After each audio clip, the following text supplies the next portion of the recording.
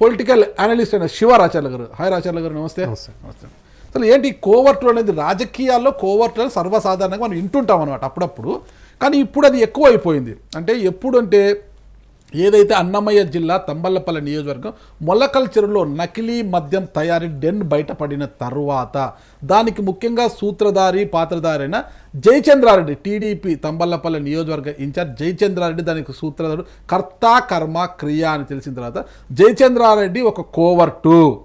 అతను పెద్దిరెడ్డి రామచంద్రారెడ్డి, పెద్దిరెడ్డి ద్వారకనాథ్ రెడ్డి సోదరుల ముఖ్య అనుచరుడు.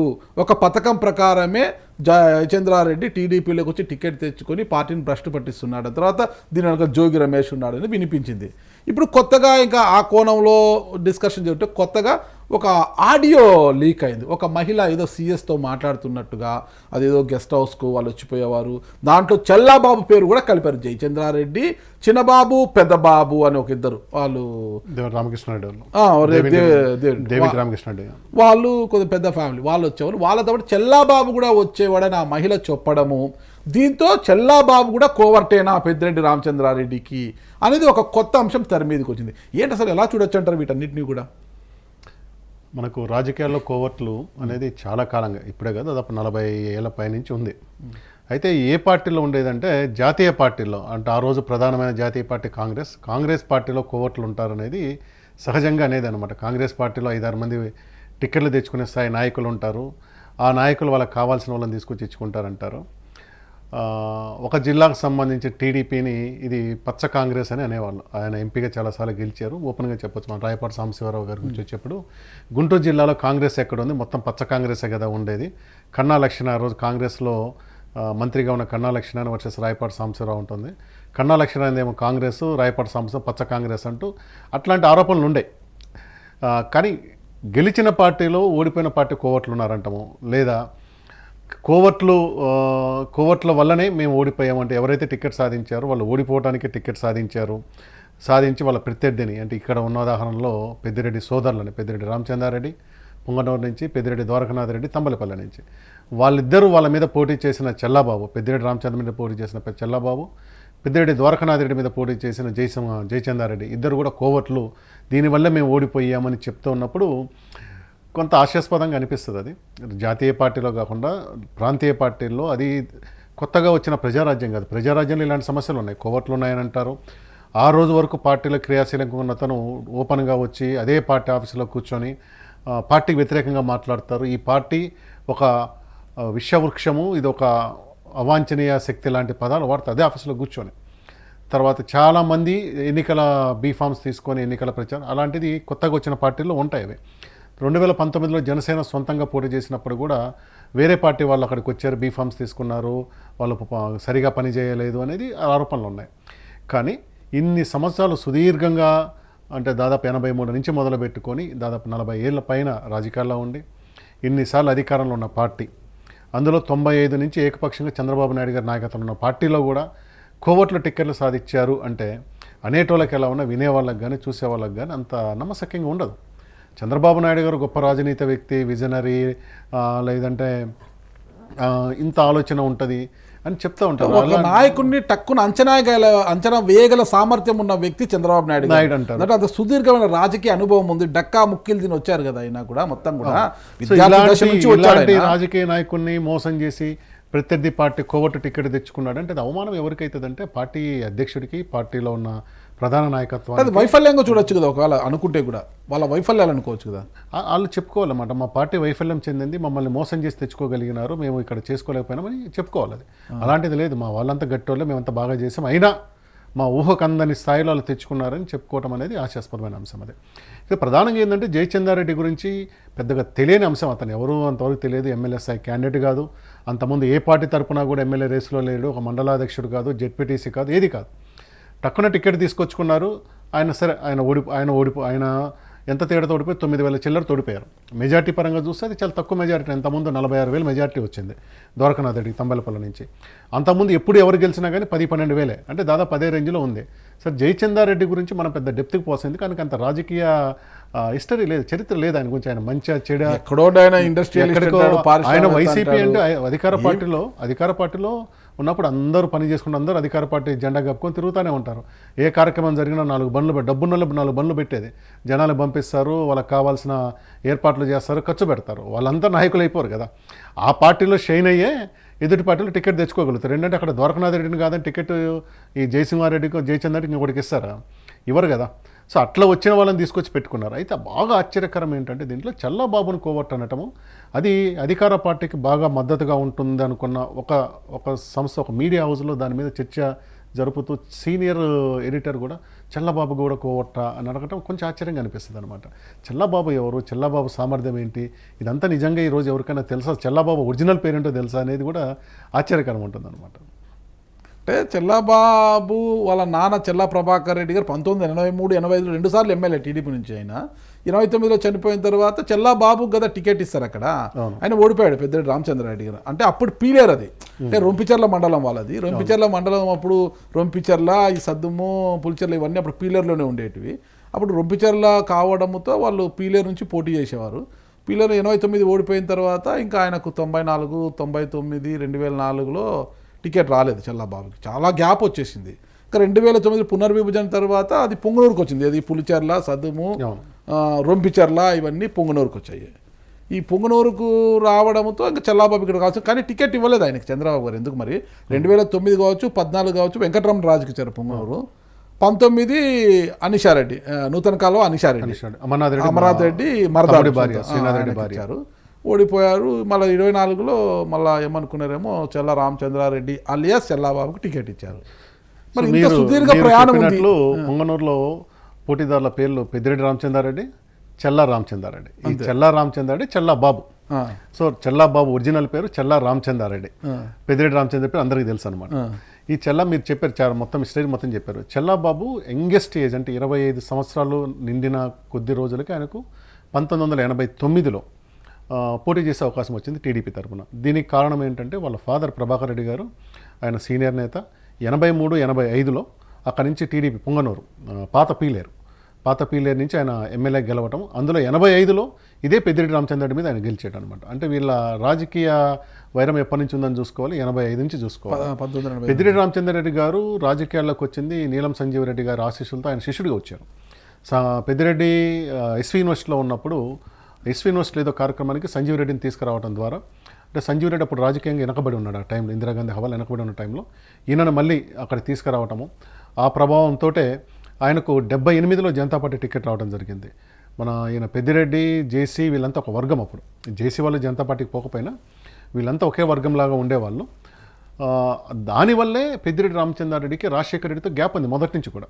ఈ రోజు కూడా చివరి అంటే 2009 ఎన్నికల వరకు కూడా పెద్దిరెడ్డి రామచంద్రారెడ్డికి రాజశేఖర రెడ్డి గారితో అంత సఖ్యత లేదు. రాజశేఖర రెడ్డి 2009లో కూడా మంత్రివర్గంలో చోటు తగ్గ జగన్మోహన్ రెడ్డి గారి దౌత్యం వల్ల జగన్మోహన్ రెడ్డి, మిథున్ రెడ్డి ఫ్రెండ్స్ కావడంతో మిథున్ రెడ్డి వెళ్ళి అడగడము, జగన్మోహన్ రెడ్డి వాళ్ళ నాన్న దగ్గరికి వెళ్ళి ఎలాగైనా మంత్రి పదవి వెళ్ళాలని అప్పుడు కూడా అటవీ శాఖ మంత్రి ఇప్పించారు ఆయనకు. ఇంకా క్లియర్గా చెప్పాలంటే ఆయన పెద్దిరెడ్డి గారు దాదాపు 10 ఏళ్ల పాటు చిత్తూరు జిల్లా కాంగ్రెస్ ప్రెసిడెంట్, డీసీసీ ప్రెసిడెంట్గా చేశారు. ఆ టైంలో రాజశేఖర రెడ్డి వర్గం ఎవరు అంటే సీకే బాబు గారు నెంబర్ 1. అంటే ఏదైనా తేల్చుకుందామని వీధిలో పోరాడిదిగా సీకే బాబు గారు, తర్వాత పెద్ద ఆయన రెడ్డివారి చెంగారెడ్డి, గల్లారుణ గారు, కిరణ్ కుమార్ రెడ్డి, వీళ్ళంతా కూడా ఈయనకి రాజశేఖర రెడ్డి వర్గం. కిరణ్ కుమార్ వీళ్ళందరి వర్గం అదే. ఒక్క పెద్దిరెడ్డి మాత్రమే దూరంగా ఉండే మనిషి. 2001-2 ఆ టైంలో రాజశేఖర రెడ్డి బస్సు యాత్ర చేస్తున్నప్పుడు డీసీసీ ప్రెసిడెంట్గా ఉన్న పెద్దిరెడ్డి గారు దాంట్లో పార్టిసిపేట్ చేయలే. ప్లస్ ఆ చిత్తూరు టౌన్లోకి పెద్దిరెడ్డిది వచ్చినప్పుడు ఈయన సీకే బాబు వర్గం దాని మీద దాడి చేస్తుంది అనమాట. నువ్వు రాజశేఖర రెడ్డి పాదయాత్రకు రాకుండా, బస్సు యాత్రకు రాకుండా నీ యాత్ర ఏంది, పోటీ యాత్ర అని చెప్పి దాడి జరుగుతుంది. అంత గ్యాప్ ఉండేది అనమాట అది. సో ఇట్లాంటి పెద్దిరెడ్డికి క్రమంగా, అంటే మీరు అన్నట్టు మిథున్ రెడ్డి గారితో ఉండదు, వాళ్ళ మధ్యలో బంధుత్వం కూడా ఉంది. వైఎస్ అనిల్ వాళ్ళకి మిథున్ రెడ్డి వాళ్ళకి దగ్గర బంధుత్వం ఉంది. ఇద్దరు సిస్టర్స్ని పెళ్లి చేసుకోవడం అది ఉంటుంది, నెల్లూరులో చేసుకుంటారు అనమాట. అట్లా దగ్గరికి వచ్చిన తర్వాత పెద్దిరెడ్డి ఉన్నారు. అప్పటి నుంచే పెద్దిరెడ్డి హవా, ముఖ్యంగా వైసీపీ స్థాపించిన తర్వాతనే పెద్దిరెడ్డి గారు చిత్తూరు జిల్లా నాయకుడు, ఆ తర్వాత రాష్ట్ర స్థాయిలో వైసీపీలో పెద్ద బాధ్యతలు తీసుకొని నాయకుడికి వచ్చారనమాట. కానీ చెల్లా కుటుంబానికి, పెద్దిరెడ్డి కుటుంబానికి 1985లో మొదటిసారి పోటీ జరగటం, పెద్దిరెడ్డి ఓడిపోవడం, చెల్లా ప్రభాకర్ రెడ్డి గారు గెలవడం జరిగింది. సో 89 కాంగ్రెస్ గాలి ఉంది. ప్లస్ ఈయన పెద్దిరెడ్డి ఓడిపోయిన తర్వాత నియోజకవర్గాన్ని 78లో ఆయన ఓడిపోయిన తర్వాత నియోజకవర్గాన్ని వదిలేసి కర్ణాటక అనంతపురం బార్డర్లో హెచ్ఎల్సి వర్క్స్ అంటే high level Tungabhadra high level canal వర్కులు చేసుకుంటూ కాంట్రాక్టర్గా ఎస్టాబ్లిష్ అయ్యాడు ఆయన బాగా. పిఎల్ఆర్ అనే సంస్థని ఒక పెద్ద సంస్థగా తీసుకొచ్చారు. 85 నుంచి ఆయన సీరియస్గా 83లో పోటీ చేయలేదు ఆయన. 85 నుంచి సీరియస్గా రాజకీయాలు చేయటము, నియోజకవర్గాల్లో ఉండటంతో 89 ప్లస్ కాంగ్రెస్ గాలి కూడా ఉంది ఆ రోజు. మొత్తం మీద ఆయన ఎమ్మెల్యే గెలవగలిగారు. చెల్లబాబు ఓడిపోతాడు. మొదటిసారి పోటీ చేసిన చెల్లబాబు ఓడిపోతాడు. కాంగ్రెస్ గాలి ఒకటి ఉంది. రెండోది చెల్లబాబు మొదటిసారి చిన్న వయసు 25 కదా ఓడిపోతారు. ఆ తర్వాత మళ్ళీ చెల్లబాబు ఎప్పుడు రాజకీయాల్లోకి వచ్చాడు? 2021 ఆ టైంలో. అందు కూడా ఎందుకు వచ్చారంటే మీరు చెప్పినట్టు వెంకటరమణ రాజు, ఈయన క్షత్రియ, చిత్తూరు జిల్లాలో క్షత్రియులకు టికెట్ రావడమే చాలా ఆశ్చర్యకరంగా ఉంటుంది. అందులో వరుసగా 2 సార్లు ఇచ్చారు. కారణం ఏంటంటే డబ్బే. ఈయనకు బెంగళూరులో ఉన్న రియల్ ఎస్టేట్ వ్యాపారం, కన్స్ట్రక్షన్ వ్యాపారంలో డబ్బులు ఉన్నాయి కాబట్టి ఒక ఇంజనీరింగ్ కాలేజ్ ఇది తీసుకొచ్చి ఇచ్చారనమాట. కులాలు లెక్కలు వేసుకోకుండా ఇచ్చి చేయగలుగుతారని. సో ఆయన పెద్దిరెడ్డిని కొట్టే పరిస్థితి లేదు ఆయన కాడ. సో అది ఓడిపోయినారు. ఇంకా మళ్ళీ చెల్లాబాబు అయితే నిలబడతాడు అనుకొని మళ్ళీ చెల్లబాబుని తీసుకురావటము. ఎప్పుడు ఇది 2021లో అనుకుంటాను, లేక 20లో 21లో ఈయనకు అప్పుడే నియోజకవర్గ ఇన్ఛార్జ్ ఇచ్చారు. అంటే ఎన్నికలకి 3 సంవత్సరాల ముందే ఇచ్చారు. ఈ జయచంద్రారెడ్డి, తంబలపల్లి జయచంద్రారెడ్డి లాగా ఎన్నికలకు 3 రోజుల ముందో 4 రోజుల ముందో రాలైన. దాదాపు 2.5-3 సంవత్సరాల ముందు వచ్చాడు. ముందొచ్చి పోరాడాడు. ఇక్కడ అందరికి గుర్తుపెట్టుకోవాల్సింది ఎవరైతే కోవర్ట్ అంటున్నారో చెల్లబాబుని, మీకు చంద్రబాబు గారిది 2023లో చిత్తూరు జిల్లా యాత్రలో పోయి పొంగనూరులో దాడికి ప్రయత్నం చేసినప్పుడు కానీ, అంగళ దగ్గర దాడికి ప్రయత్నం చేసినప్పుడు కానీ దాంట్లో ముందుంది నడిపింది చెల్లబాబు, రాంప్రసాద్ రెడ్డి. వీళ్ళిద్దరే రాంప్రసాద్ రెడ్డి దగ్గర మనుషులు ఉన్నారు, చెల్లబాబు ఉన్నారు. చెల్లబాబును ఆ కేసులో అతని మీద కేసు పెడితే, అతను దాదాపు 7-8 కేసులు పెడితే అతను చాలా రోజులు అజ్ఞాతవాసం పోయి కోర్టు 4 కేసుల్లో బెయిల్ వస్తుంది, 3 కేసుల్లో రాకుండా కోర్టులో లొంగిపోతాడు. ఇంత పోరాటం చేసిన అతన్ని కోర్టు అన్నప్పుడు కొంచెం ఏంటి రాజకీయం అంటే అసలు విషయాన్ని తప్పుదోర పట్టిస్తూ వేరే దాన్ని పోతున్నారు అనేది క్వశ్చన్. అంటే ఎందుకు ఆ ఆడియో రిలీజ్ అయిన తర్వాతనే అసలు ఆడియో వాస్తవమా కాదా, ఎవరైనా మాట్లాడితే ఫేకా, అసలుకి వాంటెడ్గా చేశారా అని కూడా ముందు వెనుక ఆలోచించుకోకుండా టీడీపీలోని కొంతమంది చెల్లాబాబును కోవర్టోని ఎలా నిర్ధారిస్తారంటారు? అంటే వాళ్ళ అభిప్రాయానికి అనుగుణంగా ఆడియో ఉంది కాబట్టి మాకు సాక్ష్యం దొరికింది అని చెప్పుకోవడానికి వాడుకోవడం. అది నిజమా అవునా సిఎస్ అంటే చీఫ్ సెక్రటరీనే కాదు, అది పోలీస్ డిపార్ట్మెంట్ సంబంధించిన వాళ్ళు అనుకుంటున్నాను. అది సూపరింటెండెంట్ అంటామా లేక అలాంటి వాళ్ళు అనుకుంటారు. సిఎస్ అంటున్నారు దాంట్లో. సిఎస్ ఖచ్చితంగా చీఫ్ సెక్రటరీ కాదు. నేను కూడా ఆడియో విన్నాను. విజయవాడ నుంచి సిఎస్ అని చెప్తా ఉన్నారు. చీఫ్ సెక్రటరీ కాదనుకుంటాను. చీఫ్ సెక్రటరీ కాదనుకుంటున్నాను. Police department chief security officer ఏమన్నా సీఎంఓ సంబంధమే కాదనుకుంటున్నాను. ఎవరు ఈ టాస్క్ ఫోర్స్ సంబంధించిన వాళ్ళు కానీ వీళ్ళు ఎవరైనా ఉంటారు. ఎవరైనా నిర్ధారించుకోరు కదా ఆ మహిళ ఎవరు, ఎవరితో మాట్లాడితే సిఎస్ ఎవరు, చీఫ్ సెక్రటరీనా, చీఫ్ సెక్యూరిటీ ఆఫీసరా, అతను ఎవరు, ఆ ఎల్లయ్యనో పుల్లయ్యనో ఎవరితో మాట్లాడాలంటే డిబేట్ జరగాల్సిన దాని మీద కదా. అసలు దీని అథాన్సిటీ ఏంటి, ఆమె చెప్పేది ఏంటి, ఆమె చెప్తున్న పేర్లు ఏంటి, లేక అసలు మాట్లాడుతున్న అతను ఒకటి మాట్లాడిన అతనన్నా ఆడియో లీక్ చేస్తున్నా, ఆమె లీక్ చేస్తున్నా. ఆమె ఏమంటది, నా పేరు చెప్పొద్దు, నా పేరు చెప్పదు, ప్రతిసారి ఆమె చెప్పుకుంటా ఉంటుంది ఆ ఆడియోలో. ఆమె చేసుకుందా? వీళ్ళిద్దరు ఎవరో ఒకరు చేయాలి కదా, మూడో వాళ్ళు కాదు. లేదంటే ఆ ఫోన్ ఎవరైతే మాట్లాడించారో ఆ వ్యక్తి అన్నా చేయాలి కదా. సో వీళ్ళందరూ కాకుండా పోయింది. సో మొత్తం మీద ఏంటంటే ఓడిపోయిన వాళ్ళందరూ కోవట్లు, మరి గెలిచిన వాళ్ళు ఏంటి, మనం మాట్లాడుకుంటే గెలిచిన వాళ్ళ పరిస్థితి ఏంటి? ఎంతమంది ఎన్నికల ముందు వచ్చారు? దాదాపు 12-13 మంది ఎన్నికల ముందు వచ్చారు. సో వాళ్ళలో కార్మిక శాఖ మంత్రి వాసంశెట్టి సుభాష్, అమలాపురం వాసంశెట్టి సుభాష్ ఎంత ఫెరోషియస్ లీడర్ వైసీపీలో ఉన్నప్పుడు, కోనసీమ జిల్లా అంబేద్కర్ కోనసీమ జిల్లా పేరు పెట్టినప్పుడు అక్కడ జరిగిన దాడులను వీళ్ళు ఎంత ఎదుర్కొన్నారు, అతను ఎంత పెద్ద లీడరు. ఆ రోజు జగన్మోహన్ రెడ్డి సరిగా స్పందించలేదని, ప్లస్ అతనికి రావాల్సిన ఎమ్మెల్సీను ఎవరో ఇంకోళ్ళకి ఇచ్చారనో, ఇతని మీద కూడా కేసు పెట్టారనుకుంటాను. అతన్ని పిలిచి పక్కన నియోజకవర్గం రామచంద్రపురం, అమలాపురానికి సంబంధించిన సుభాష్కి రామచంద్రపురం టికెట్ ఇవ్వటం, అతను గెలవటం, ఏకంగా అతనికి మంత్రి అక్కడ మాజీ మంత్రి కూడా కాదని వేణుగోపాల్ని ఓడించి ఆయన వస్తాడు. అది మళ్ళీ రఘురామకృష్ణరాజు. సరే, రఘురామకృష్ణరాజుని మనం వైసీపీ అనుకోలేము లేదు, ఎందుకంటే గెలిచిన నెల నుంచే ఆయన రెబల్ అయిపోయాడు కాబట్టి అతను వైసీపీ అనుకోలేము. రఘురామకృష్ణ పార్థసారథి, అది ఆశ్చర్యకరం. పార్థసారథికి ఇవ్వటం అనేదే కొంచెం ఆదేశారు. ఎందుకంటే అతను హార్డ్ కోర్ కాంగ్రెస్ ఫ్యామిలీ, వాళ్ళ ఫాదర్ రెడ్డయ్య, ఆయన అప్పుడు ఎంపీగా గెలుచున్నారు. ఎంపీగా గెలిచి పివి నరసింహారావు టైంలో టీడీపీ నుంచి 7 మంది ఎమ్మెల్యేలు, భీమవరం సంబంధించిన, నర్సాపురం సంబంధించిన భూపతిరాజు విజయ్ రామరాజు, ఆయన రెడ్డయ్య యాదవ్, వీళ్ళందరూ కూడా పార్టీ నుంచి విడిపోయి కాంగ్రెస్లో చేరి పివి నరసింహారావుకి సపోర్ట్ చేస్తారు పర్వతనేని ఉపేంద్ర నాయకత్వంలో. వాళ్ళు అప్పటి నుంచి వీళ్ళు కాంగ్రెస్లో ఉన్నారు కదా, వాళ్ళని కాదని మళ్ళీ ఆయన టికెట్ వేయటం, అది కూడా ఏంటి పెనమలూరు కాకుండా నూజివీడి తీసుకుపోయి ఇవ్వటం. నూజివీడిలో ఉన్న సీనియర్స్ అప్పటికే ఉన్నారు చాలామంది, టికెట్ ఆస్పిరెంట్స్ ఉన్నారు కదా, వాళ్ళందరినీ కదా ఇవ్వటం. గెలిచిన తర్వాత మంత్రి పదవి ఇవ్వటం, అన్నిటికన్నా ఆశ్చర్యకరంగా మంత్రి పదవి ఇవ్వటం. సుభాష్కి మంత్రి పదవి, ఆ తర్వాత ఈయనకి పార్థసారథికి మంత్రి పదవి, రెండు. రామనారాయణ రెడ్డికి కూడా మంత్రి పదవి కదా. ఇంకా రామనారాయణ రెడ్డి వీళ్ళనిలా చూడలేము. రామనారాయణ రెడ్డి కాంగ్రెస్లో ఉన్నారు, టీడీపీలో ఉన్నారు, వైసీపీలో ఉన్నారు, మళ్ళీ టీడీపీకి పోయారు. ఆయన ఏంటంటే ఆయన చాలాసార్లు పార్టీ మారారు, ఆయన కారణాలు ఆయనకు ఉండొచ్చు. కాబట్టి రామనారాయణ రెడ్డి వీళ్ళ పక్కన పెట్టి మాట్లాడలేదు. యార్లగడ్డ వెంకట్రావు గన్నవరం ఎమ్మెల్యే వెంకట్రావుని కూడా నేను కొంచెం పాజిటివ్ చూస్తాను. ఎందుకంటే అక్కడ వంశీని ఢీ కొట్టగలిగిన మనిషి ఎవరు ఉన్నారు ఆడ? వంశీ మీద వెంకట్రావుని రాజకీయాల్లో తీసుకొచ్చింది ఎవరు? వంశీ అని నానినే కదా, నాని వల్లే వచ్చాడు కదా, నాని వల్లే వచ్చాడు. కానీ ఆ టికెట్ రానప్పుడు అతను రివర్స్ కావటము, వంశీ ఇటు వచ్చిన తర్వాత పోవటము. సో వెంకట్రావుని డైరెక్ట్ ఫైటింగ్ ఉంది కాబట్టి వెంకట్రావుని మనం ఇట్లా అనుకోవడానికి లేదు, ముందు నుంచి కూడా ఆయన పోరాడారు. మనం చల్లాబాబు పట్ల ఎంత చెప్తున్నాం కోవట్ కాడని, వెంకట్రావు పట్ల కూడా కోవట్ కాడని చెప్పాలి. ఎందుకంటే అతను ఫైటర్, గ్రౌండ్లో ఫైటింగ్ జరిగింది. వంశీ ఒక ఆడియో ఫోన్ చేసి చెప్తాడు, వెంకట్రావు ఆల్ ద బెస్ట్ అని బెదిరించేది కూడా ఒకటి ఉంటుంది కదా, నీ ఇంటికి వస్తానని. కాబట్టి అది నిజంగా ఉంది అనుకోవాలి మనం. వేమిరెడ్డి ప్రశాంత్ రెడ్డి అది ఇప్పుడు మీరు నిజంగా మీరు కోవట్ అనాలనుకుంటే ప్రభాకర్ రెడ్డి గారిని ప్రశాంత్ ఎవరు కోవట్ అనరు. కానీ సంబంధ బాంధవాల రీత్యా వేమిరెడ్డి వైసీపీకి చేసింది ఎంత చేసి ఉంటాడు, ఎన్ని వందల కోట్లు ఖర్చు పెట్టి ఉంటాడు అధికారంలో లేకముందు నుంచి కూడా.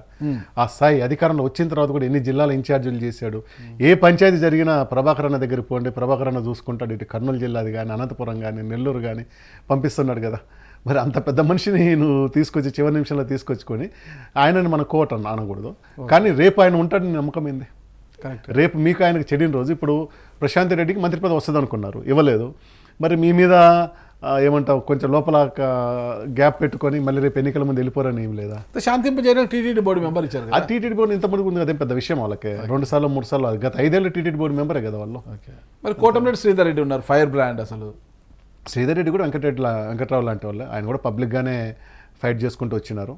అయితే ఆయన కూడా హార్డ్ కోర్ యాంటీ టీడీపీ, ఆయన జీవితం మొత్తం యాంటీ టీడీపీ అనమాట. రేపు ఇప్పుడు నెల్లూరు జిల్లాలో ప్రధానంగా చూసుకోవాల్సిందే, వీళ్ళంతా కూడా యాంటీ టీడీపీ నుంచి వచ్చిన వాళ్ళు.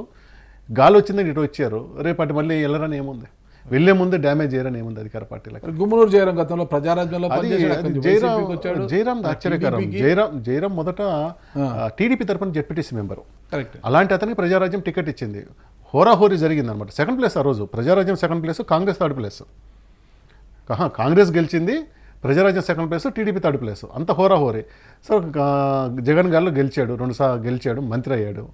సీట్ ఇవ్వననేసరికి మీరు పిలిచి పక్కన తీసుకురు. మళ్ళీ ఆలూరు కూడా కాదు, గుంతకల్ టికెట్ ఇచ్చారు. గుంతకల్లో ఉన్న సీనియర్ నేతలు సాయినాథ్ గౌడ్ కుటుంబం కానీ వీళ్ళందరినీ కాదని తీసుకొచ్చి ఇచ్చారు కదా. అసలు గుమ్మనూరు జయరాము ఆ రోజు లోకేష్ గారి మీద కావచ్చు, కొడాలి మన లోకేష్ గారి మీద, చంద్రబాబు గారి మీద, అచ్చెన్నాయుడు మీద, ముఖ్యంగా అచ్చెన్నాయుడు మీద ఎలాంటి వ్యాఖ్యలు చేశారో తెలుసు. ఎందుకంటే అంతకుముందు 2014 అచ్చెన్నాయుడు కార్మిక శాఖ మంత్రి, అదే శాఖను గుమ్మనూరు జయరాం చూశారంట.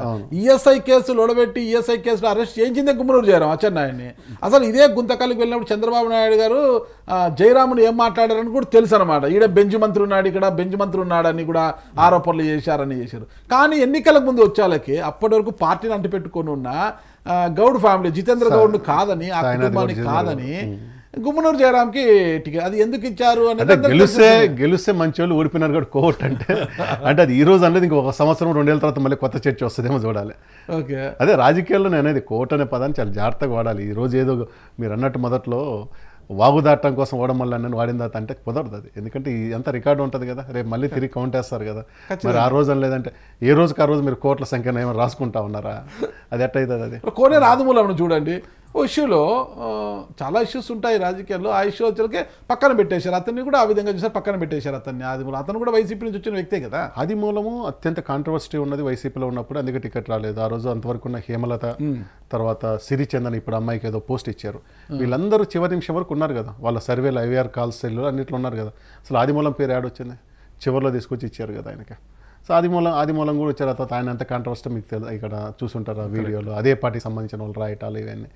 సో అదే మరి మన దగ్గర ఉంటే మంచి, పక్కన దగ్గర పడితే కోవట్ అనుకుంటే మాత్రం. మరి మండిపల్లి రాంప్రసాద్ రెడ్డి ఒక ఫైర్ బ్రాండ్, అసలు రాయచోటి రాముడు ఆయన, రాముడు అంటుంటారు, ఒక ఫైర్ బ్రాండ్. ఈరోజు రవాణా శాఖ మంత్రిగా ఉన్నాడు ఆయన.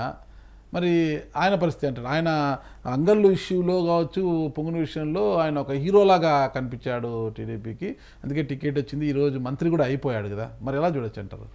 సో రాంప్రసాద్ రెడ్డిని మంత్రి పదవి అంటే ఫస్ట్ టైం ఎమ్మెల్యే మంత్రి పదవి ఇవ్వటము అనేది సరే వాళ్ళ అంతర్గత విషయం. అక్కడ వాళ్ళు చూశారు అన్నమయ్య జిల్లా ఏర్పడటమే రాంప్రసాద్ రెడ్డి వైసీపీలో చాలా ఇబ్బంది పెట్టారు ఆయన్ని. అసలు ఆయన ఎదగనీయకుండా గడికోట శ్రీకాంత్ ఆయన ఎప్పటికప్పుడు అడ్డుకుంటూ వచ్చాడు ఆయన ఎదుగుదలని. అసలు అంటే కాంగ్రెస్ పార్టీలోనే రాంప్రసాద్ రెడ్డి శ్రీకాంత్ కన్నా శ్రీకాంత్ అమెరికాలో ఉన్నప్పుడు శ్రీకాంత్ వల్ల గడికోట మోహన్ రెడ్డి ఎమ్మెల్యే లక్కిరెడ్డిపల్లికి. అప్పటికే రాంప్రసాద్ రెడ్డి యూత్ నాయకుడు, మంచి నాయకుడు. రాయచోటి నియోజకవర్గంలో ఒక యూత్ నాయకుడు మండిపల్లి నాగిరెడ్డి గారు వాళ్ళ నాన్నగారు ఉన్నారు. వాళ్ళ నాన్నగారు 2004లో టికెట్ రావాల్సింది కాంగ్రెస్ పార్టీ రాంప్రసాద్కి. అయితే 6 నెలలు ఏదో తక్కువ ఉందని చివరి నిమిషంలో రాజశేఖర రెడ్డి గారు వాళ్ళ అక్క శ్రీలతారెడ్డి గారికి టికెట్ ఇవ్వడము, ఆమె ఓడిపోవడం, తర్వాత ఈయన నియోజకవర్గ ఇన్ఛార్జిగా చేయడము, యూత్ లీడరు, పెద్ద పెద్ద నాయకులతో మంచి పరిచయాలు ఉండేవి. ఆ తర్వాత జగన్మోహన్ రెడ్డికి శ్రీకాంత్ రెడ్డికి అప్పుడు ఆయన అమెరికా నుంచి వచ్చినాక ఉన్న బంధాలతో శ్రీకాంత్ రెడ్డిని అప్లూట్ చేస్తూ రాంప్రసాద్ని ఎక్కడికెక్కడ అనదొక్కుతూ వచ్చారు. అదంతా కూడా తట్టుకోలేక ఆయన టీడీపీలోకి వెళ్ళిపోయాడు. తట్టుకోపోవడం అంటే ఏముండదు, మీరు చెప్పిందంతా చరిత్రే. ఒకరికి అవకాశం వస్తుంది కదా. సో శ్రీకాంత్ జగన్ రెడ్డికి సన్నిహితుడు, మిత్రుడు. సో ఆబ్వియస్గా శ్రీకాంత్ని కాదని రాంప్రసాద్ టికెట్ వచ్చే పరిస్థితి లేదు. సో ఇక్కడ టీడీపీలో నమ్మకంగా చెప్పినారు కాబట్టి అటు పోయారు. ఫెరోషియస్ పర్సన్, ఫైటింగ్ ఉంది, స్పిరిట్ ఉంది కాబట్టి ఫైట్ చేసినాడు, అవకాశాన్ని ఉపయోగించుకున్నాడు. అంగళ రోజులు అతను లేకుండా ఉంటే చాలా ఎక్కువ హింస జరిగి ఉండేది. అది చూపించాడు కాబట్టి వస్తుంది అది. అయితే ఇక్కడ చంద్రబాబు నాయుడు గారు చాణక్యం చూపించారు. ఉమ్మడి చిత్తూరు జిల్లా చూసినప్పుడు అమర్నాథ్ రెడ్డి, నూతనకాలం రామకృష్ణారెడ్డి కొడుకుగా ఆయన ఎమ్మెల్యే, ఎంపీగా 3 సార్లు గెలిచారు అమర్నాథ్ రెడ్డి. సో ఆయన వైసీపీకి పోయి గెలిచి మళ్ళీ ఎన్నికొచ్చారు. 14లో వైసీపీ తరఫున గెలిచి మళ్ళీ 17కి ఎన్నికొచ్చి మినిస్టర్ కూడా అయ్యారు కదా. అప్పటి నుంచి చిత్తూరు జిల్లా రాజకీయం మొత్తం ఆయన చూస్తున్నాడు. తర్వాత కిరణ్ కుమార్ రెడ్డి బీజేపీ తరఫున ఎంపీగా చేసి కిరణ్ కుమార్ తమ్ముడు కిషోర్ కుమార్ రెడ్డి ఎమ్మెల్యే గెలిచాడు. సో మరి అమర్నాథ్ రెడ్డికి మినిస్టర్ వస్తుందా లేక కిరణ్ కుమార్ రెడ్డి అంటే సీఎం ఫ్యామిలీ కదా, మీకు అక్కడ ఆ రోజు చిత్తూరు జిల్లా దాంట్లో అంటాడు అనమాట, నువ్వెవరు అనటానికి కిరణ్ కుమార్ రెడ్డి తండ్రి కిరణ్ కుమార్ రెడ్డి సీఎం, నేను సీఎం, ఈ జిల్లాలో ఇద్దరం సీఎంలు చేసినాము, నువ్వు కిరణ్ కుమార్ రెడ్డి మీద మాట్లాడతావని చెప్పి ఇలా మిథున్ వీళ్ళని చంద్రబాబు నాయుడు ప్రచారంలో అంటాడు అనమాట. అది సో అలాంటి ప్రచారం చేసినప్పుడు కిరణ్ కుమార్ రెడ్డి తమ్ముడు కంటే ఆయన కిరణ్ కుమార్ రెడ్డి ఓడిపోయినాడు కాబట్టి కిషోర్కి ఏమైనా మినిస్టర్ ఇస్తారా లేదా పాతకాలం లాయాలిటీ ఉంది కాబట్టి అమర్నాథ్ రెడ్డికి ఇస్తారన్నట్టుగా ఉండేది. అయితే వీళ్ళిద్దరిని కాదని టక్కున రాంప్రసాద్ రెడ్డిని తీసుకురావటం అనేది అక్కడ చంద్రబాబు నాయుడు చాణక్యం ఉంది. ఎందుకంటే వీళ్ళిద్దరిని బ్యాలెన్స్ చేయడం కష్టం. ఇంకోటి కూడా జరిగింది ఉంది ఇక్కడ. మీరు మరి అమర్నాథ్ రెడ్డి ఈరోజు టీడీపీ తరఫున ఎమ్మెల్యే అయినా, మరి అమర్నాథ్ రెడ్డి గత ఎన్నికల్లో అనీషా రెడ్డి తన సొంత తమ్ముడు శ్రీనాథ్ రెడ్డి వైఫ్ అనీషా రెడ్డికి టికెట్ తెచ్చుకున్నారు కదా. పెద్దిరెడ్డి మీద ఆమె కదా ప్రత్యర్థి పొంగనూరులో. మరి ఆమె ఎన్నికలకు 10-15 రోజుల ముందట ఎన్నికల ముందు 10-15 రోజుల ముందట పోయి వాళ్ళు వైసీపీలో చేరినారు కదా. శ్రీనాథ్ రెడ్డి ఆమె ఇద్దరు చేరినారు కదా. మీ అమర్నాథ్ రెడ్డి సొంత తమ్ముడు అతని భార్య అంటే మళ్ళీ మీ 2019 అభ్యర్థి వాళ్ళిద్దరు కూడా ఉన్నారు కదా. మరి ఇప్పుడు వీళ్ళని కూడా ఏమంటారు, మరి అమర్నాథ్ రెడ్డి అటు పంపించాడు అంటారా? మేబీ వాళ్ళ వల్లే ఒక 3-4 వేల ఓట్లను పడి ఉంటాయా? కరెక్ట్. పెద్దిరెడ్డి గెలిచిందంతా 6,095 ఓట్లతోనే కదా. మరి అమర్నాథ్ రెడ్డి అంటే అనీషా రెడ్డి గట్టిగా నిలబడి ఉంటే ఒక 1000-2000 ఓట్లన్న తిప్పుకునే అవకాశం ఉండేది కదా. అంటే ఇక్కడ మన పెద్దిరెడ్డి రామచంద్రరెడ్డికి పుంగనూరులో ఉన్న బలంతో పోల్చుకుంటే 6,000 చిల్లర ఓట్లు అనేది చాలా తక్కువ. అంటే చెల్లాబాబు ఎంత గట్టి ఫైట్ ఇచ్చింటే టీడీపీ కూటమి గాలిలో చెల్లాబాబు కూడా అంత గట్టి ఫైట్ ఇచ్చింటేనే ఓడిపోయారు అనవచ్చు కదా. ఇప్పుడు పులివెందల్లో జగన్మోహన్ రెడ్డిని ఓడించడము, కుప్పంలో చంద్రబాబును ఓడించడము ఎలాగనో పుంగనూరులో కూడా కొద్ది కష్టతరమే అన్నమాట. అంటే ఇప్పుడు పులివెందల్లో జగన్ ఓడించలేకపోతే బీటెక్ రవి ఏమైనా కోవట్ అవుతాడా? ఎట్లయితాడు బీటెక్ రవి కోవట్? ఆయన జీవితాంతం గాలిలో గెలవాలి కదా ఆయన. సరే అంటే రాజశేఖర రెడ్డి కుటుంబము లేక జగన్ రెడ్డి కాబట్టి గెలవలేదు అనుకున్నా, కానీ మెజార్టీ తగ్గించారు. అదే చెప్పింది చూడొచ్చు కదా. పొంగనూరులో అట్లా చూడాలంటే మీరు ఎంత చెప్పినా కానీ పెద్దిరెడ్డి గారికి జగన్ రెడ్డిని మనం ఇద్దరం ఒకలాగా చూడలేం. ఎందుకంటే పులివెందుల చరిత్ర వేరు, పొంగనూరు చరిత్ర వేరు. పొంగనూరులో అందరూ ఏకం కాగలిగినారు. ఇక్కడ ప్రధానంగా మొన్న ఎన్నికల్లో కూడా పెద్దిరెడ్డి ఎక్కడ బయటపడ్డాడు? వాళ్ళ సొంత మండలం సొదుం దగ్గర 4,000 చిల్లర ఓట్లు వచ్చింది మెజారిటీ. తర్వాత పొంగనూరు టౌన్లో 3,000 వచ్చింది. ఈ రెండింటి మెజారిటీతోనే అతను బయటికి 6,000తో వచ్చినాడు. మొత్తము 19 రౌండ్లలో 4 రౌండ్లలో ముఖ్యంగా ఫస్ట్ సెకండ్ రౌండ్లలో టీడీపీ ముందంజలో ఉంది ఆ రోజు. ఫైనల్గా మళ్ళీ బ్యాలెట్ ఓట్లలో కూడా టీడీపీకి ఒక 800 దాకా మెజార్టీ వచ్చింది. అయితే టీడీపీకి మెజార్టీ వచ్చిన మండలాలు ఉదాహరణకి చెల్లాబాబు సొంత మండలము రొంపిచెర్ల తీసుకోండి, అక్కడ కేవలం 555 వచ్చింది. వీళ్ళకి మెజార్టీ వచ్చిన చోట 1000 లోపల మెజార్టీలు వచ్చినాయి. పెద్దిరెడ్డికి మెజార్టీ వచ్చిన 2 చోట్ల, ముఖ్యంగా 2 చోట్ల, ఒక చోటనేమో 4,000 చిల్లర సొంత మండలంలో సుధంలో, ఇంకో చోట పొంగనూరు టౌన్లో వచ్చింది. మిగిలిన చోట ఆయన కూడా 300-400 వచ్చింది. ఆ మెజార్టీతోనే అతను 6,000తో బయటపడగలిగారు. లేదంటే అక్కడ పెద్దిరెడ్డి ఓడిపోయిండేటోడు కదా. లేదా ఇంకోటి కూడా ఆశ్చర్యకరమైన ఉంది, నాకు తెలిసి మొన్న ఎన్నికల్లో ఎక్కడ కూడా ఎక్సెప్ట్ పులివెందుల టౌన్ తప్పితే ఏ మున్సిపాలిటీ అర్బన్ ప్లేస్లో కూడా వైసీపీకి మెజార్టీ రాలే. కానీ ఇక్కడ పొంగనూరులో మాత్రము పెద్దిరెడ్డికి దాదాపు 3,500-600 మెజార్టీ వచ్చింది. ఆ మెజార్టీ వల్లనే వీళ్ళు బయటకు వెళ్ళగలిగారు. అసలు ఇక్కడ అందరికన్నా ఆశ్చర్యంగా మాట్లాడుకోవాల్సింది ఏంటంటే, పెద్దిరెడ్డి రామచంద్రను ఓడిచ్చేదే లక్ష్యం అనుకుని చంద్రబాబు నాయుడు బీసీవై పార్టీ రామచంద్ర యాదవ్ని అతన్ని తీసుకొచ్చి అతని క్యాండిడేట్ని చేసి ఉంటే ఫలితం ఎలా ఉండేదనేది డిబేటబుల్. ఖచ్చితంగా ఆయనకు మొన్న 5,000 ఓట్లు వచ్చినాయి. కాంగ్రెస్ క్యాండిడేట్ కూడా యాదవే, మురళీకృష్ణ యాదవ్ ఉంటే ఆయనకు కూడా 3,500 ఓట్లు వచ్చినాయి. వీళ్ళిద్దరు ఓట్లను కలిపి ఉంటే పెద్దిరెడ్డి గారు ఓడిపోయినట్టులేమో. అయితే అక్కడ ఏం చెప్తారంటే టీడీపీ వాళ్ళు, రామచంద్ర యాదవ్ని మేము అడిగినాము కానీ ఆయన 12 టికెట్లు అడిగినాడు, మొత్తం నాకు పెద్ద పార్టీ నాకు 12 టికెట్లు ఇవ్వాలన్నాడు, దానివల్ల సర్దుబాటు చేయలేకపోయినామంటారు.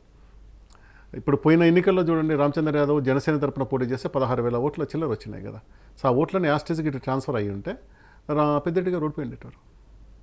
కాకపోతే మనకు కృష్ణా జిల్లా మైలవరం నియోజకవర్గం వసంత వెంకట కృష్ణప్రసాద్, అసలు ఆయన రాజకీయ నాయకుడిగా 2019 ఎన్నికల వరకు ఎవరు కూడా ఆయన రాజకీయ నాయకుడిగా చూడరు ఆయన్ని.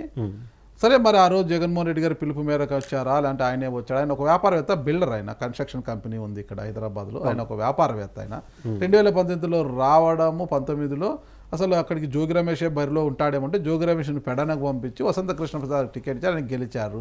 మళ్ళీ ఆయన మరి మంత్రివర్గంలో చోటు రాలేదనో ఇంకొక విధంగానో, లేదంటే అక్కడ తలసిల రఘురాము, జోగి రమేష్ ఇతరుల యొక్క ప్రాధాన్యత ఎక్కువైపోయి వాళ్ళ చొరబాటు ఎక్కువైందనో ఆయన మనస్తాపం చేసి టీడీపీలోకి వెళ్ళాడు. అది కూడా ఎన్నికలకు ముందు. ఆయన వెళితే అసలు టీడీపీని అంటిపెట్టుకొని తొలి నుంచి టీడీపీ ఆవిర్భావం నుంచి కూడా అంటిపెట్టుకున్న దేవినేని ఉమామహేశ్వరరావుని కాదని, ఆ కుటుంబాన్ని కాదనేసి మళ్ళా పార్టీ నుంచి వైసీపీ నుంచి చివరి నిమిషంలో టీడీపీలోకి వచ్చిన వసంత వెంకట కృష్ణప్రసాద్కి టికెట్ ఇచ్చారు. ఆయన గెలిచాడు. మరి పరిస్థితి ఇప్పుడు ఆయన కూడా వైసీపీ నుంచి వచ్చిన వ్యక్తి కదా, ఆయన ఎలా చూస్తారు మళ్ళీ వీళ్ళు? ఇప్పుడు అదే ఈ వాదన కోర్టు అంటే చివరి నుంచి వచ్చిన వాళ్ళంతా కోర్టులు అంటే మీరు చెప్పిన మంచి ఉదాహరణ. వసంత కృష్ణప్రసాద్ ఫ్యామిలీ మొదట వాళ్ళు టీడీపీతో మొదలైన, అంటే ఇంతకుముందు కాంగ్రెస్లో ఉన్నారు, టీడీపీ అభివృద్ధి టీడీపీలో ఉండి ఆయన వసంత నాగేశ్వరరావు గారు హోమ్ మినిస్టర్ కూడా ఉన్నారు, హోమ్ మినిస్టర్ కూడా చేశారు. ఆయన 88లో ఎన్టీఆర్ గారు క్యాబినెట్ని రద్దు చేసినప్పుడు వసంత కృష్ణప్రసాద్ గారు కోస్తా ప్రాంతం నుంచి, అంటే సెంట్రల్ కోస్తా, ముద్రగడ పద్మనాభం గారు పైనుంచి, అంటే గోదావరి జిల్లాల నుంచి, తెలంగాణ నుంచి జానారెడ్డి, రాయలసీమ నుంచి కేఈ కృష్ణమూర్తి, ఈ నలుగురు కలిసి తెలుగునాడు అని ఒక పార్టీనే పెట్టారు. 3 ప్రాంతాల నుంచి 3 ప్రతినిధులు తెలుగునాడుని పెట్టారు. విపరీతమైన పోరాటం చేశారు. చివరిలో ఎన్నికల ముందు కాంగ్రెస్లో చేరి కాంగ్రెస్ తరఫున గెలిచారు. అప్పటి నుంచి కాంగ్రెస్లో ట్రావెల్ అవుతూ వచ్చినారు. అయితే మధ్యలో వాళ్ళకు అనుకున్న అవకాశాలు రాకపోవడం వల్ల కృష్ణప్రసాద్ టీడీపీ పోయారు. 2019 ముందు ఇది గుంటూరు టికెట్ అడిగితే ఇవ్వకపోవడం వల్ల ఆయన మళ్ళీ ఇటు రావడం జరిగింది. అది అయితే కృష్ణప్రసాద్ గారికి వ్యాపారాలు అయితే సంబంధం లేదు, ఎవరితో ఏ పార్టీ వాళ్ళతో సంబంధం లేదు. వైసీపీలో ఉన్న టాప్ 3-4 నాయకులతో ఇతనికి ఆర్థిక లావాదేవీలు లేవా, సంబంధాలు లేవా? మరి ఇతని కోసం దేవినేని కుటుంబాన్ని, అందులో దేవినేని ఉమా 5 ఏళ్ళు మినిస్టర్గా చేశారు, ఇరిగేషన్ కీలకమైన మినిస్టర్ చేశారు. ఆ కుటుంబం నెహ్రూ గారు ఎన్టీఆర్తో ఉన్నప్పుడు ఆయన కజిన్, లేక బయట చెప్తే కానీ ఇలా సొంత తమ్ముడే అనుకుంటారు వెంకటరమణ, దేవినేని రమణను కూడా వాళ్ళని. అంటే ఎందుకంటే దేవినేని నెహ్రూకి ఒక కుడి భుజంగా పనిచేసిన వెంకటరమణ ఆ రోజు డివేట్ అయిపోయి చంద్రబాబు వర్గంలో రావటం, మినిస్టర్ అవటం, మన ట్రైన్ యాక్సిడెంట్లో చనిపోవడం జరిగింది. ఆయన చనిపోయిన తర్వాత ఉమామహేశ్వరం మొదలయ్యారు. అప్పటి నుంచి ఆ కుటుంబం కంటిన్యూ అవుతుంది కదా. అలాంటి లాయాలిటీని పక్కన పెట్టి మరి వసంత కృష్ణప్రసాద్ని తీసుకొచ్చి ఎలా పెట్టారు ఆయనకి? సో మరి ఈయన రేపు భవిష్యత్తులో కృష్ణప్రసాద్ గారు ఫ్యామిలీ, పొలిటికల్ ఫ్యామిలీగా అంత సీనియర్ పొలిటీషియన్ కాదు, ఆయనకి పొలిటీషియన్ మైండ్ సెట్ వచ్చిన పొలిటికల్ ఫ్యామిలీ అంటే అంత రాజకీయాలు అంత ఎమోషన్లు ఉండకూడదు. అంత ఎమోషన్లు ఉంటే కష్టం చేయటం. సో మరి ఇప్పుడు రేపు ఈయన అనుకున్నది ఇక్కడ జరగకపోతే, లేదా రేపు దేవినేని వర్గం తరపున ఒత్తిడి వస్తే రేపు టికెట్ కోసం మళ్ళీ దేవినేనితో పోటీ పడాలి కదా వీళ్ళు. మరి అప్పుడేం చెప్తారు వీళ్ళు? అలాంటి కుటుంబాన్ని పక్కన పెట్టి ఓడిపోయిన వాళ్ళంతా కోవట్లో మేము టికెట్ ఇచ్చి గెలిచిన వాళ్ళు మాత్రమే లాయలిస్టులు అంటే కొంచెం. ఇక మదనపల్లిని తీసుకుంటే మనం టీడీపీలో మొదటి నుంచి టికెట్లు ఆశించిన వాళ్ళు మాజీ ఎమ్మెల్యే దొమ్మలపాటి రమేష్ పాపం, ఇక రాటకొండ జ్యోతి వాళ్ళు, రాటకొండ రెడ్డపరెడ్డి ఉన్నాడు అన్నమాట, బాబురెడ్డి రాటకొండ బాబురెడ్డి గారు, ఉషమ్మ భర్త, వాళ్ళు చాలా ప్రయత్నించారు. వీళ్ళందరినీ పక్కన పెడితే తెలుగు యువత రాష్ట్ర అధ్యక్షుడు శ్రీరామ్ చిన్నబాబు చాలా కష్టపడ్డాడు. ఆ సంఘటనలో కూడా అది అంగళ్ళు సంఘటనలో కూడా ఆయన పెద్ద ఎత్తున పోరాటం చేశాడు. అంతకుముందు అయితే వైసీపీ వర్గాలు దాడి చేసిన ఒక కారు ధ్వంసమైంది. చాలా ఖరీదైన కారు కూడా చాలా ధ్వంసమైందనమాట. ముఖ్యంగా లోకేష్కి చాలా నమ్మిన వ్యక్తి, నమ్మిన బంటులా ఉంటాడు. చంద్రబాబు కావచ్చిన కాదు, శ్రీరామ్ చిన్నబాబు బీసీ సామాజిక వర్గము, వాళ్ళు వచ్చేసి తొగట వీరు అనుకుంటారు వాళ్ళు, చేనేత కిందికి వస్తారు. అతను చాలా మంచి వ్యక్తి, యువకుడు, మార్కెట్ కమిటీ చైర్మన్గా కూడా చేసిన అనుభవం ఉంది, అన్నీ ఉన్నాయి. మరి అతన్ని వీళ్ళందరినీ కాదని కాంగ్రెస్ పార్టీ నుంచి చివరి నిమిషంలో వచ్చిన షాజాన్ బాషాకి టికెట్ ఇచ్చారనమాట. షాజాన్ బాషాకి టికెట్ ఇచ్చారు. అతను కూడా 5,000 మెజార్టీతో బయటపడ్డారు. అసలు అంతమందిని కాదని అక్కడ కమ్మ సామాజిక వర్గం ఆధిపత్యం ఉన్న నియోజకవర్గం అది. ఎప్పుడు వైసీపీ ఆవిర్భావంతో వైసీపీనే గెలుస్తూ వచ్చింది. మీరు ఇక్కడ ఇంకో విషయం కూడా చెప్పాలి. ఈ స్టోరీ మొత్తం చెప్పినప్పుడు వైసీపీ తరపున 2019లో గెలిచిన నజీర్ షాజహాన్ సొంత అన్నదమ్ములేగా. ఆ విషయం నవాజ్ షాజహాన్ సొంత అన్నదమ్ములే. అంటే వైసీపీ ఎమ్మెల్యే సొంత తమ్ముడు అన్న షాజహాన్. నవాజు చిన్న, షాజహాన్ పెద్ద. అంటే వాళ్ళు సొంత అన్నం తీసుకొచ్చి టికెట్ ఇచ్చారా? అక్కడ కుమ్మక్క జరిగిందా? ఈయన ఇంతమందిని బదులు షాజహాన్ ఇచ్చారు. షాజహాన్ వల్ల కూడా ఈరోజు పార్టీకి షాజహాన్కి కూడా పెద్ద సంబంధాలు లేవు. చాలా గ్యాప్ వచ్చింది. అధిష్టానం అతన్ని చాలాసార్లు మందలించింది. ఇప్పుడు శ్రీరామ్ చిన్నబాబుని వాళ్ళని మొత్తం శ్రీరామ్ చిన్నబాబు గారికి కార్పొరేషన్ ఇచ్చినట్లున్నారు, ఇంకా ఇవ్వలేదు. ఏదో ప్రయత్నాలు జరుగుతున్నాయి. షాజహాన్ అయితే కొంత సైడ్ చేసినట్లుగా మనకి కనిపిస్తోంది. గుంతకల్లు జయరాం పరిస్థితి అలాగే ఉంది. ఆయన వ్యాఖ్యలు అవి చూస్తుంటే మీడియా వాళ్ళని అన్నాడు డైరెక్ట్గా. ఆయన మీడియాతో మాట్లాడుతూ ఎలాగో నా దగ్గర ఇది చేస్తే రైలు పట్టాల మీద పడుకోబెడతానని ఒక అపవాదు వేస్తున్నారు. నిజంగా నా మీద లేనిపోనివన్నీ రాసి లేనిపోనివన్నీ చూపిస్తే రైలు పట్టాల మీద పండబెట్టాల్సి వస్తుంది అన్నట్టుగా మీడియా ముందు అన్నాడు అని ఆయన అంటే గుమ్మనూరు జయరాం గారు అసలు ఏ స్థాయిలో ఆయన పోతున్నాడు అసలుకి. మరి దానివల్ల పార్టీకి ఎంత చెడ్డ పేరు కలుగుతుంది. మరి ఆయన కోవర్టుగా ఉంటూ అట్లా మాట్లాడుతున్నాడా పార్టీని భ్రష్టు పట్టించడానికి? ఆడ రఘురామరాజుకు చెప్పేవారు ఫస్ట్లో, నీ వ్యాఖ్యల వల్ల పార్టీకి డ్యామేజ్ లేదు, నా వ్యాఖ్యలు అర్థం చేసుకుంటే పార్టీ అభివృద్ధి చెందుతుంది, పార్టీ బాగుపడుతుంది అని చెప్తుండేవారు అనమాట. అట్లా నువ్వు ఓపెన్గానే నీ పార్టీ అధ్యక్షుడిని అప్పుడు సీఎం జగన్మోహన్ రెడ్డి అంటున్నావు అంటే, అవును బహిరంగంగా చెప్పాలి, నాకు పర్సనల్ కలిసే అవకాశం లేదు కాబట్టి నేను బహిరంగంగా చెప్తున్నాను అన్నట్టు. వీళ్ళందరూ కూడా ఇంకా సంవత్సరానికి 2 ఏళ్ళకి అట్లా మాట్లాడుతుంటే చంద్రబాబు నాయుడుకి అనవసరమైన తలనొప్పి వస్తుంది. మొత్తం మీద అయితే ఈ కోవర్టుల ఇది అనేసి టీడీపీ ఇంకో విషయం కూడా చెప్పాలి. మౌన్ శ్రీనివాసరెడ్డి గారి గురించి కూడా చెప్పాలి. మౌన్ శ్రీనివాసరెడ్డి గారు వాళ్ళ ఫ్యామిలీ సుబ్బరామరెడ్డి గారి నుంచి అంతా కాంగ్రెస్లో ఉన్నారు. సో చివరి నిమిషంలో 14లో ఆయనకు రాక వైవి సుబ్బారెడ్డికి టికెట్ రావడంతో ఆయన చివరి నిమిషంలో టీడీపీ తరఫున పోయి 15,000 తేడా తోడిపోయారు. ఎంపీకి 15,000 తేడా అంటే అసలు ఏం లేనట్టు, దాదాపు సమానంగా వచ్చినట్లే. ఆ తర్వాత మళ్ళీ ఆయన వైసీపీకి రావటం, వైసీపీకి సులభంగా రాలే. నామినేషన్ బీఫామ్ ఆయన కన్ఫర్మ్ అయింది, టికెట్ కన్ఫర్మ్ అయింది 2019లో.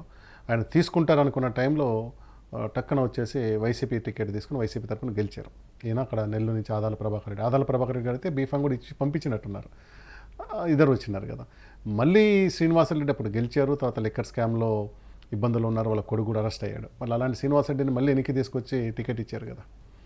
అక్కడ లిక్కర్ స్కామ్లో ఆల్రెడీ ఉన్నారు, మళ్ళీ తీసుకొచ్చి ఇచ్చినారంటే రాజకీయాల్లో కోవట్ అన్న పదాన్ని వాడటం కన్నా రాజకీయ పార్టీల అవసరాల్లో ప్రధానంగా ఉన్నది మీరు చెప్పినట్టు ఒకటి డబ్బు, రెండోది ఏమైనా ఓట్ బ్యాంక్ ఉందా, మాగొండ ఫ్యామిలీ కొంత ఓట్ బ్యాంక్ ఉంటుంది, లేదా కండబలం ఉండి ఎన్నిక చేసుకోగలుగుతాడా, ఇట్లాంటి వాళ్ళని చూసి టికెట్లు ఇస్తారు. కానీ ప్రత్యర్థి పార్టీ చెప్పినాడనో లేక అతన్ని గెలిపించడానికి ఎవరు ఇవ్వరు.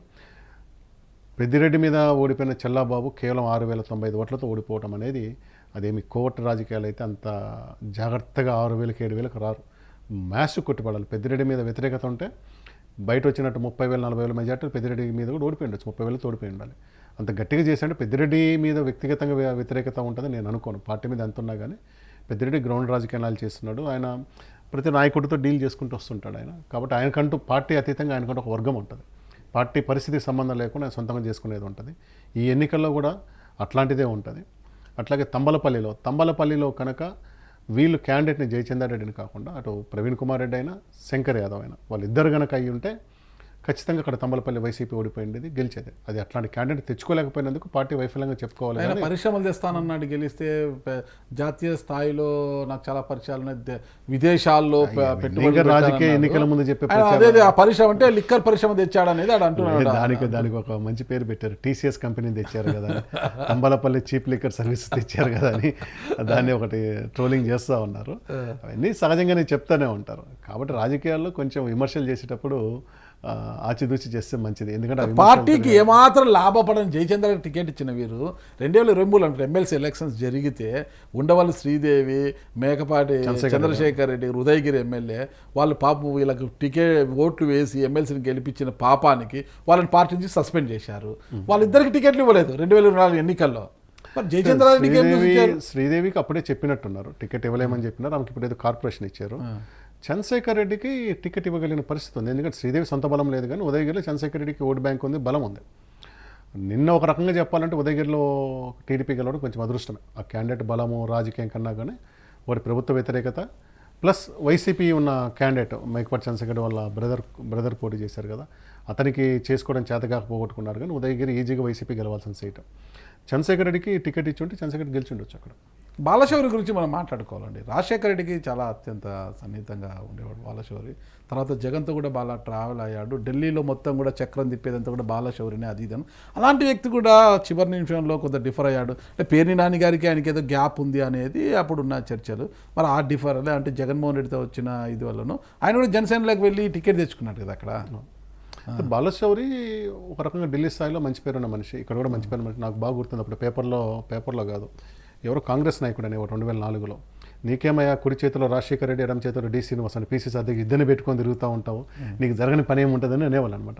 కొంచెం లౌక్యమన్న మనిషి అట్లా. అయితే ఆ తెనాలి రద్దు కావటం వల్ల 3-4 గుంటూరు, తర్వాత అక్కడ మచిలీపట్నం తిరగాల్సి వచ్చింది.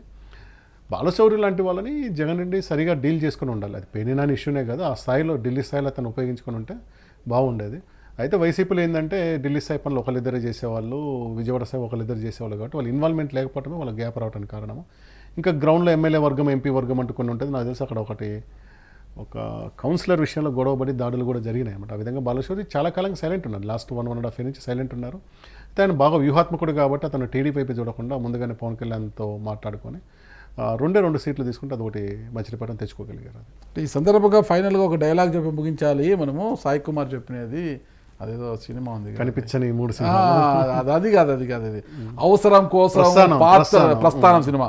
అవసరం కోసము దారాలు తొక్కే పాత్రలే తప్ప హీరోలు విలన్లు లేరి నాటకంలో అంటాడు కదా ప్రస్థానం సినిమాలో. అట్లా ఎవరి అవసరం కోసము వారు అడ్డదారుల్లో వచ్చి టికెట్లు తీసుకుంటారు తప్పితే హీరోలు విలన్లు కొంచెం మార్చండి. ఎవరు కాదు, ఏ పార్టీ అవసరం కోసం పార్టీని ఇలాంటి వాళ్ళకి అవకాశం ఇస్తున్నారు. కానీ అడిగి టికెట్ తెచ్చుకున్న వాళ్ళు మనం విమర్శించాల్సిన అవసరం లేదు, ఇచ్చిన వాళ్ళని విమర్శించాలి ఎప్పుడైనా. ఏ పార్టీ అయినా, అది వైసీపీ అయినా, టీడీపీ అయినా, ఇంకో చోట కాంగ్రెస్ అయినా కానీ ఎవరెవరిని తెచ్చుకొని టికెట్లు ఇస్తున్నారు, మళ్ళీ మీరు లాయాలిటీ సీనియారిటీ అని మాట్లాడితే ఎట్లా వస్తుంది? అంతే కదా, వాళ్ళ దగ్గర డబ్బులు లేవు, వాళ్ళ దగ్గర ఎన్నికలు చేసుకోరంటే ఎందుకు ఇస్తారు? ఏజెంట్లు పెట్టుకోలేని వాళ్ళకి ఎన్నికలు ఇస్తారు. అడుగుకు పారాషూట్ కట్టుకుని ఒక సూట్ కేసు చేతిలో పెట్టుకుని అలా దిగిపోతే టికెట్లు ఇచ్చేస్తున్నారు.